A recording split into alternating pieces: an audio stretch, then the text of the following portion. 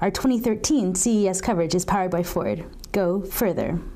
Nicole Scott here from Mobile Geeks, and here we are at CES 2013, and I'm standing in front of the Sharp booth, and we're about to go in. They have some OLED IGZO displays, flexible, super small ones. They have some 8K TVs. We're going to get in there, and it's like you're here at CES 2013. Let's go!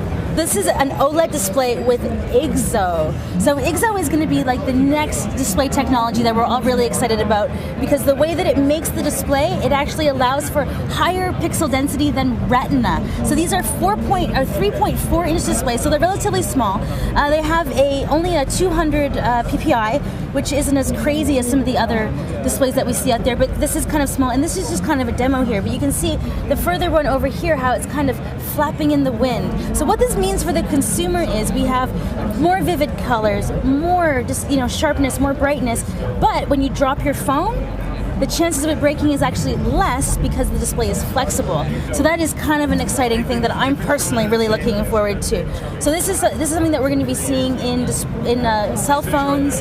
I'd say towards the end of this year, maybe the beginning of next. So an IGZO display is actually going to have a higher pixel density than what we're seeing with Retina. So it's gorgeous, it's sharp. This display is actually sleeping, right? So actually what's going to happen here is I'm going to take this pencil and I'm going to draw on the display. And now when I move it quickly, you can kind of see that it's not quite keeping up, right? So let's just move this around. So you can see there's a slight lag, right? So what's actually happening here is when I take the pencil off, the display is sleeping. It looks exactly the same. When I put the pencil back on, and you can see there's a slight lag, woo, slight lag, right? So that's actually the display coming back awake to update the pencil drawing on the screen. So when it's off, total power savings, really, really low power consumption. When it's on, you can see there's a slight delay when it's kind of waking up. So let's go down there. Slight delay when I go fast, woo! But if I go slow, you can't even really tell.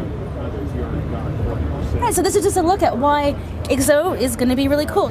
IGZO displays are already on the market. Sharp has released this SH, I believe this is the O2E.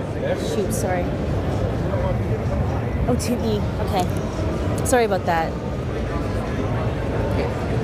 Sharp has already released IGZO displays onto the market. This is the Sharp SH02E. So this is actually the world's first IGZO LCD smartphone on the market.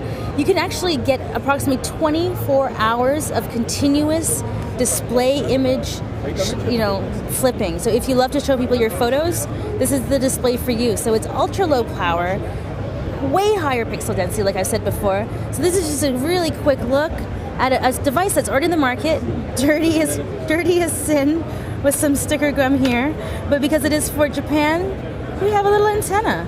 So this is definitely a really cool phone. We're never going to see it anywhere else except for in Japan, but you guys get to see it here on our Sharp booth tour.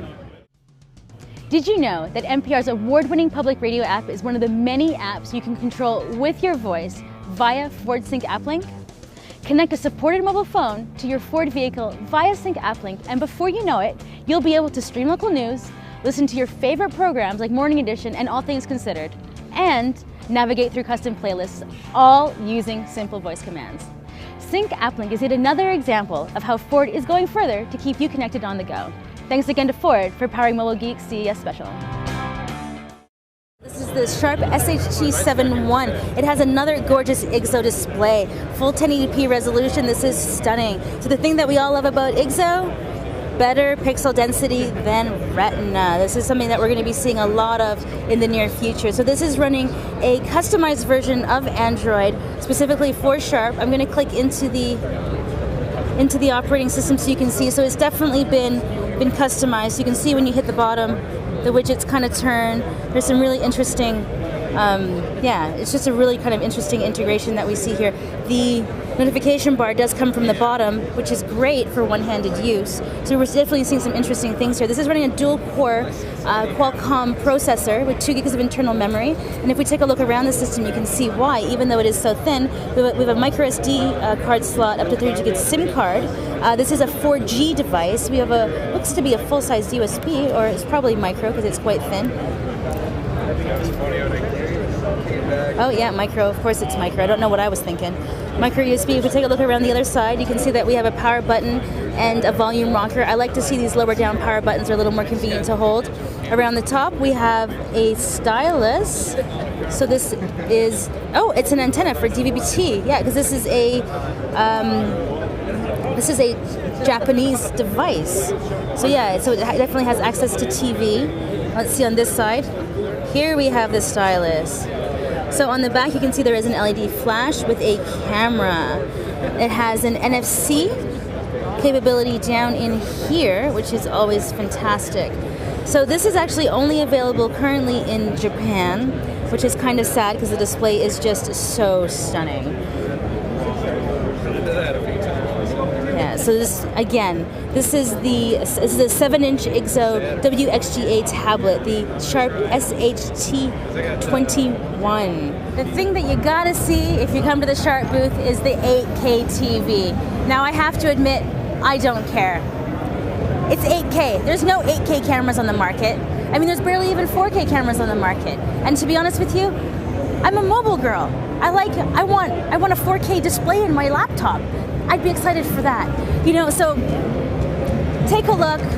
Do you care? Don't you care? I don't care. Nicole Scott here for Mobile Geeks. There was some cool stuff at the Sharp booth, but not this.